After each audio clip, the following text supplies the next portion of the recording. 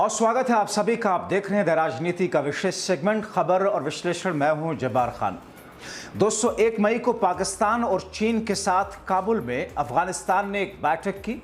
अब 20 मई को फिर से बीजिंग में तीनों देशों की बैठक हुई। 10 मई को जो बैठक हुई उसमें चीन और पाकिस्तान ने अफगानिस्तान से भारत को दूर रखने के लिए कहा। अफगानिस्तान भारत के साथ में दोस्ती का ढोंग तो करता रहा, लेकिन खुलकर चीन और पाकिस्तान के साथ में मिला रहा। अब ऐसा तो है नहीं कि भारत के विदेश मंत्री एस जयशंकर को इस बात की जानकारी नहीं होगी। जब वो ऑपरेशन सिंदूर के बारे में पाकिस्तान को जानकारी दे सकते हैं तो जाहिर सी बात है उन्हें यह भी जानकारी होगी कि अफगानिस्तान डबल गेम खेल रहा है। अब देखिए, सोशल मीडिया पर भक्तों की टोली यह दावा करती है कि पाकिस्तान को तीन ओर से ठोका जा रहा है। भारत के साथ बलूचिस्तान और अफगानिस्तान उसे घेर रहा है। बढ़ा चढ़ा करके दावा किया जा रहा है। माहौल ऐसा बनाया जा रहा है कि पाकिस्तान के तो 4 टुकड़े हो गए। लेकिन दोस्तों, अफगानिस्तान के तालिबानी सरकार, जिसे विश्व बिरादरी में सभी लोगों की तरफ से अब तक मान्यता नहीं मिली, उसके विदेश मंत्री भी भारत के विदेश मंत्री एस जयशंकर को गच्चा दे गए। अफगानिस्तान की कोशिश चीन और पाकिस्तान से आधिकारिक तौर पर तालिबान शासन को मान्यता लेने की है। अगर दोनों देशों से मान्यता मिलती है तो इसके लिए एशिया में यह बड़ी जीत होगी।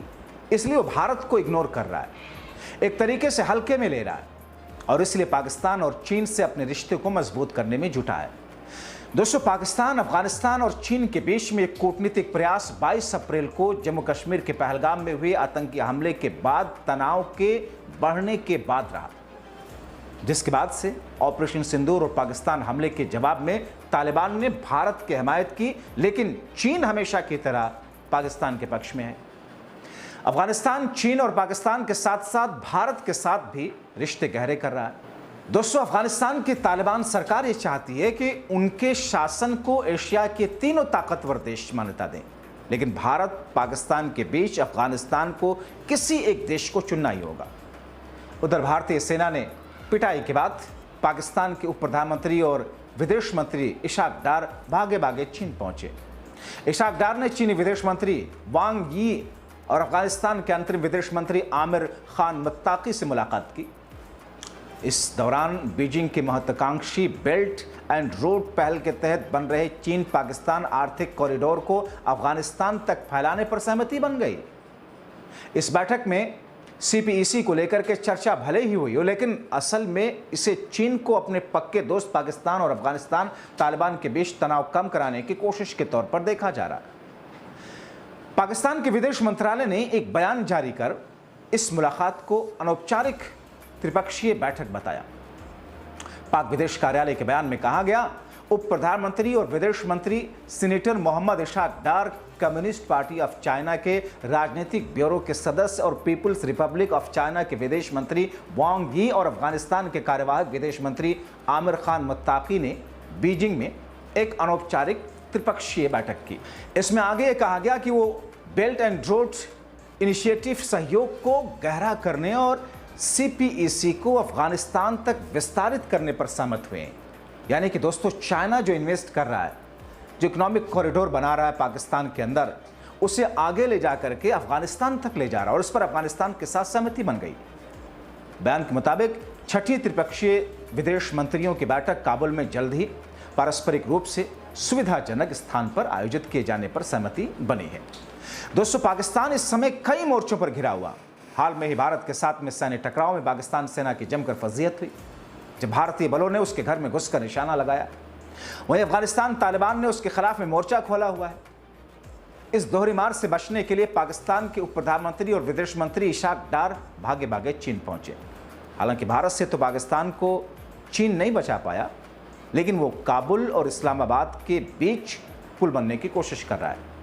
पाकिस्तान और अफगानिस्तान के बीच में संबंधों को सुधारने की कोशिश ऐसे समय में हो रही जब नई दिल्ली और काबुल के रिश्ते हाल के दिनों में तेजी से गहरे हुए। बीते 15 मई को भारतीय विदेश मंत्री एस जयशंकर ने कार्यवाहक अफगान विदेश मंत्री आमिर खान मुत्ताकी से बात की, जिसमें दोनों देशों ने एक दूसरे के सहयोग को और गहरा करने पर चर्चा की। यह अफगानिस्तान में तालिबान प्रशासन की वापसी के बाद पहली मंत्री स्तरीय बातचीत थी। ऐसे में सवाल है क्या चीन की कोशिश के बाद तालिबान पाकिस्तान को लेकर नरम रुख अपनाएगा? जिस तरीके से दोस्ती पाकिस्तान के इशाक डार ने एक तस्वीर अपने सोशल मीडिया पर अकाउंट एक्स पर डाली, जिसमें दिख रहा है पाकिस्तान, चीन और अफगानिस्तान के विदेश मंत्री एक दूसरे के हाथ को मजबूती से पकड़े हुए हैं।